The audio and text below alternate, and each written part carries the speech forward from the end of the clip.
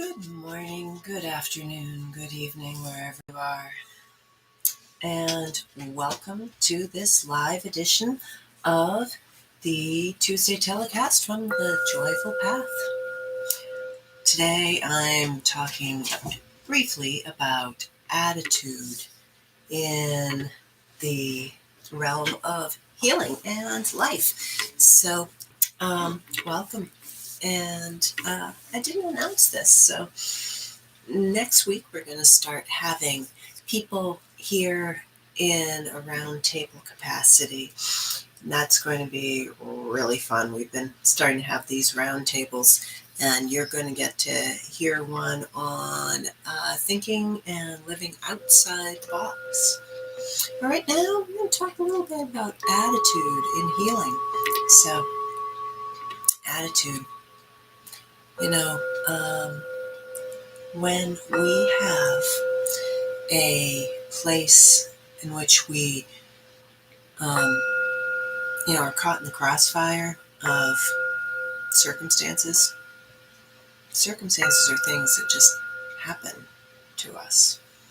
They just come along, and we may cause those circumstances, and we may give ourselves a hard time. But we can be responsible for those, or we can just keep giving ourselves a hard time. But there are also those times when we have a circumstance which is beyond our control. A lot of that happens when we're a child. And the children who have the attitude of forgiveness, of compassion, they end up doing really pretty well in life and in healing themselves. And we can do that as adults too. So what am I talking about here? So there's a 10-90 rule. I want to talk about that a little bit. So Chuck Swindoll said this: attitude is more important than facts. It's more important than the past, than education, money, circumstances, than failures and success, than what other people think, say, or do. It is more important than appearance, ability, or skill. It will make or break a business, a home, a friendship, or an organization. The remarkable thing is that I have a choice every day of what my attitude will be. I cannot change my past. I cannot change the actions of others. I cannot change the inevitable. The only thing I can change is attitude. Life is 10% what happens to me and 90% how I react to it. Now that's really important. So there's that 10%, 90% rule. So how can we say that? Life is everything that happens to us, right? Life is completely our reactions. Life is action and reaction. Life is action and what happens as a consequence. And what happens as a consequence to our reaction to things. So let's say something happens to me or to you, and you respond to it.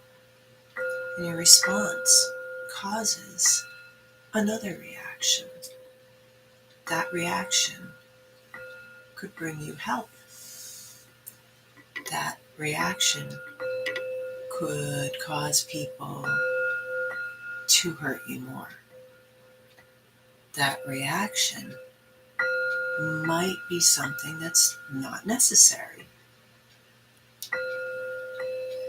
Let's say something happens to us that brings us pain. Maybe not even an ability to heal. I had that happen once. Surgery that went wrong, and I was never supposed to be able to walk again. I lost all the nerves in my leg. Some of you have heard about this before. All the nerves were gone. Sympathetic, sensory, motor nerves, and their sheaths, all gone. I was really pretty young. I was in my early 20s, and but I thought I just wanted to go on and go into this competition that I was already in semifinals in. I needed to fly on an airplane and go be in the finals. And I couldn't, because I couldn't walk, and in fact I was screaming in pain, from phantom pain, because my brain was telling me that I had no leg. And it was some of the worst pain I'd ever been in. And I'd been in some pretty severe pain. Felt like swords going up my leg. And so they told me that they hadn't caused this problem, even though the tourniquet had been left on for like 8 hours straight out of this 11-hour surgery. And they told me I could never walk again, because nerves just don't grow back that fast. And that was the word of the doctors. I didn't know any better. Everybody was all upset. Said, "You need to sue those doctors and sue those lawyers and sue everybody involved." And I was never supposed to be able to walk, right? I just didn't accept that. That was my reaction to it. That was my attitude. I wasn't going to sue anybody. Did I know what I was doing at the time? Nah, I didn't know what I was doing. I know what I'm doing now, though. At that time, I said, I'm done. I'm done with all this nonsense. I am just fine, and I'm going to go walk. I'm going to be fine. And I did. I saw myself with 2 whole legs, and I walked. So, that was my attitude, was that there was a way. Because it was unacceptable that there was not a way. I just didn't accept that. Was it impossible? As far as my logical brain knew, yeah, it kind of was. But what my attitude was that I could do this hard thing. And sure enough, with that attitude, I found a physical therapist who was willing to put up with me. And my screaming and hollering as I worked every day for the next year and a half. And in that year and a half, I grew back 3 feet of nerves. And I walked. I have a normal leg.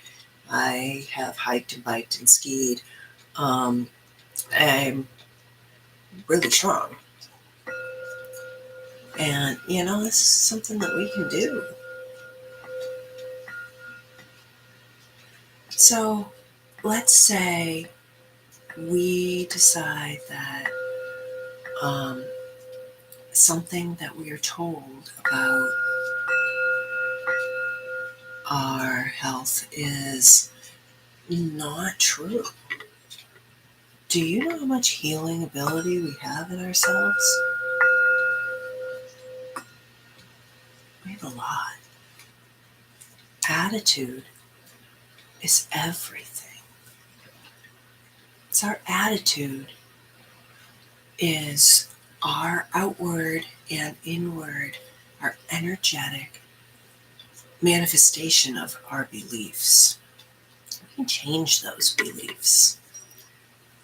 If we take a mantra, which is a repetitive statement that we make, And we do that over and over again. And it's a useful mantra that helps us ingrain that belief. We've done this as school children to learn something we need to learn. And it's been proven to be useful and work. What we've repeated as little babies, we have learned. We've learned to walk with repetition, and we've learned to talk with repetition.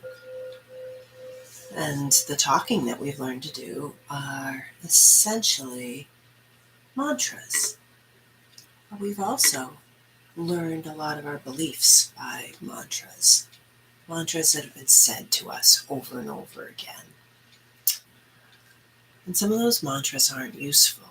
Some of those are things we tell ourselves over and over again, that we've heard in the mainstream media, that when we have pain, we need to take a non-steroidal anti-inflammatory drug like ibuprofen or acetaminophen, like Motrin or Tylenol.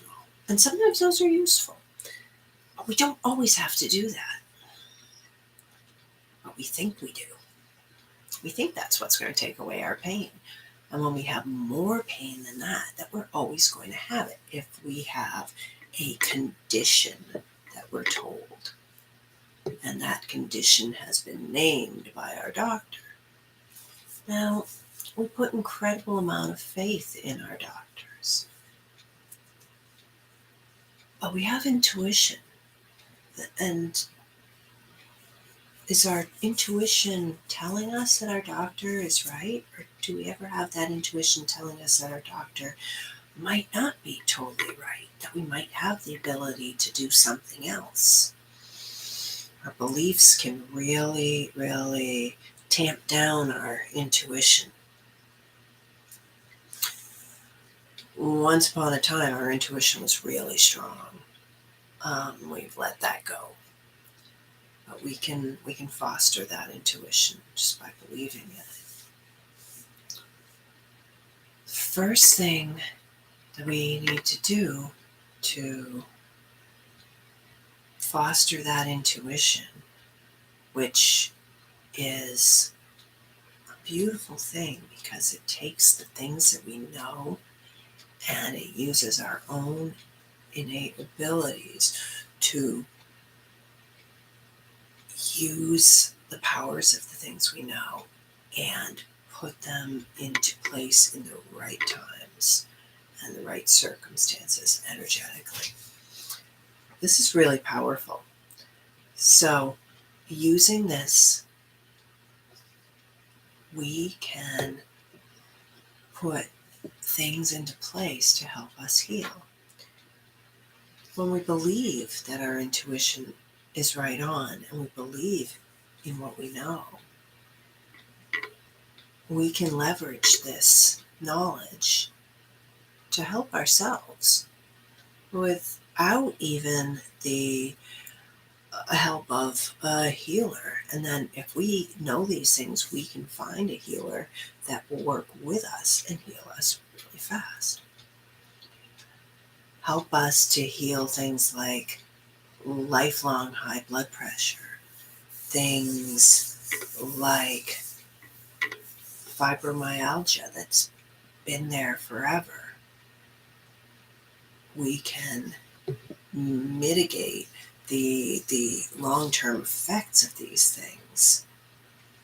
This is real. Nerves don't grow back on their own unless we focus our energy and work, and suddenly we know how to put the right amino acids in and use acupuncture. I had no reason to know that acupuncture would help me, but I was focused to learn. So these are the things that I want you to think about when you have an attitude to heal as opposed to an attitude to believe the worst, you can find what is going to heal you. Let me put it this way. What harm is there in finding a second opinion? Why take the beliefs of only the naysayers when something is unacceptable and we don't want to hear it? We will push it away in a book, in a story when we're a little kid, right? Well, why won't we do that when we are adults and we have a diagnosis? And the reason is, it's more painful, we think, to try to go through and do the hard thing that we're told is impossible. So we live with the pain. But you know what? It's easier to go through and do the hard thing, because in the end, we're free. Changing belief is having the attitude to find that thing that doesn't serve us. That thing where we're saying over and over to ourselves, ow, ow, ow. Or, I can't heal. Or, I'm tired. Do you say that all the time? I'm tired. I'm always tired. Or, I can never think straight. Or, I just can't do that like other people.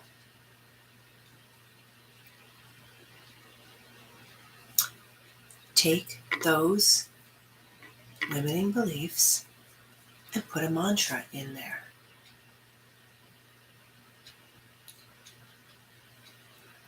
I live in abundance and sparkling health. I am strong. Put it on your screensaver. Put it on the front of your phone. Make it your wallpaper. Put it in sticky notes. Say it in a meditation. Do whatever it takes. Say it to your cat. Say it to your dog. Sing it in a song. Sing it on your way to work. Make it a repetition, just like you would learn Chinese if you're learning Chinese. The one thing I can change is my attitude.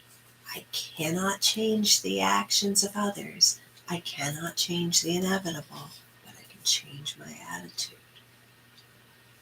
So the things that happen to me in life are part of my life, but the rest is how I react to it. And how I react to it has been incredibly powerful. So I leave you with this message. Take your beliefs and question them. See if you can replace it with something really meaningful and beautiful. This has been another edition of the Tuesday Telecast live. If you like this, please press like. And if you are a fan and want to come back, and next week we're going to have the roundtable discussion of the thinking outside the box, you can ever so gently push the subscribe button. I love you all and appreciate you being here. Ciao.